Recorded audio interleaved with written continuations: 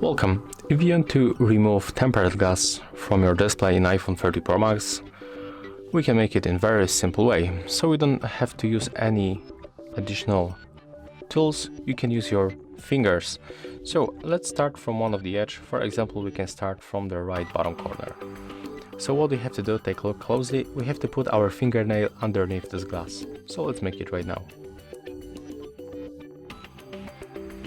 Take a look. It goes very easy.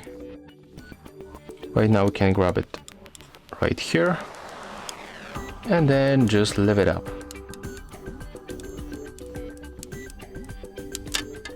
And it's finished.